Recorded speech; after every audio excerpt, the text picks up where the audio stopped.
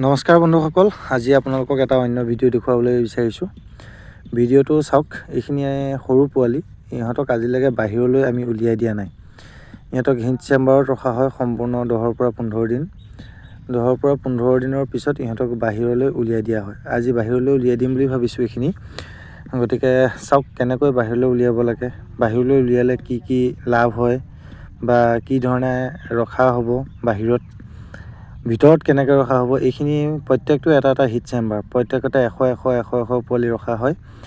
আৰু এতিয়া আজিৰ পৰা এইখিনি সম্পূৰ্ণ লক কৰি দিব পৰা হ'ব। লক কৰি দিলে ইহঁতক এটা ডাঙৰ জেগাৰ প্ৰয়োজন হ'ব। ডাঙৰ জেগাটো আমি ইতিমধ্যে বনাম। এইখিনি বাহিৰলৈ উলিওৱাৰ পিছতে আকৌ বনোৱা হ'ব।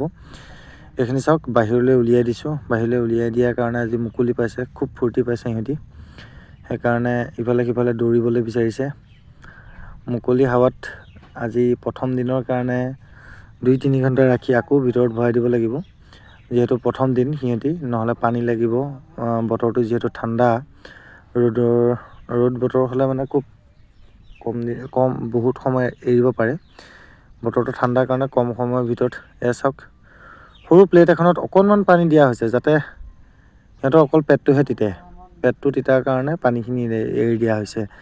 আজিহে প্ৰথম সিহঁতক সিমানখিনি পানী দিয়া হৈছে, নহ'লে পাত্ৰতে দিয়া হৈছিল অতদিনে। আজিৰ পৰা ইহঁতি খোলা পানী খাব পাৰিব। খোলা পানীত কি কি মেডিচিন দিব লাগিব, কি মেডিচিন দিলে ইহঁতি বেমাৰৰ পৰা বাচি থাকিব, কি দানা খোৱালে ইহঁতি সোনকালে ডাঙৰ হ'ব, তাৰ বিষয়ে মই আপোনালোকক আৰু এটা ভিডিঅ' বনাই দেখুৱাম। আজি এইখিনি সৰু পোৱালি, যিহেতু ইহঁতৰ ওপৰত বিশেষ বনাবলগীয়া ইমান নাথাকে। কিন্তু সৰুতে যিখিনি পোৱালিক আপুনি মেডিচিনটো খুৱাব, তাৰ ওপৰত ভিত্তি কৰিহে ইহঁতৰ জীৱনটো ইহঁতি পাৰ কৰিব। কেনেকৈ ডাঙৰ হ'ব, কিমান ওজন দিব আৰু কিমান কম সময়ৰ ভিতৰত ইহঁতি বজাৰলৈ ওলাই যাব পৰা হ'ব, তাৰ বিষয়ে সৰুটোতে মানে ইহঁতৰ সকলোখিনি সোমাই থাকে। গতিকে সকলোখিনি মেডিচিন খুৱাব কেনেকৈ দেখুৱাম এদিন মই আপোনালোকক। সেই সিফালে ডাঙৰ আছে, সৰুখিনি এতিয়া আজি ইফালৰ পৰা সিফালে, সিফালৰ পৰা সিফালে দৌৰি আছে। মই খুব কম সময়ৰ ভিতৰত আপোনালোকক ইহঁতৰ ওপৰত এটা কি কি খুৱাব লাগে, কি কি খুৱাব নালাগে, তাৰ এটা ভিডিঅ' বনাম। আপোনালোকে চাই যাব ভিডিঅ'বিলাক। আৰু ভিডিঅ'বিলাক চাই কেনে পালে আমাক এবাৰ জনাব। যিহেতু ভিডিঅ' বনাবও নাজানো, নতুনকৈ ভিডিঅ' বনাইছোঁ।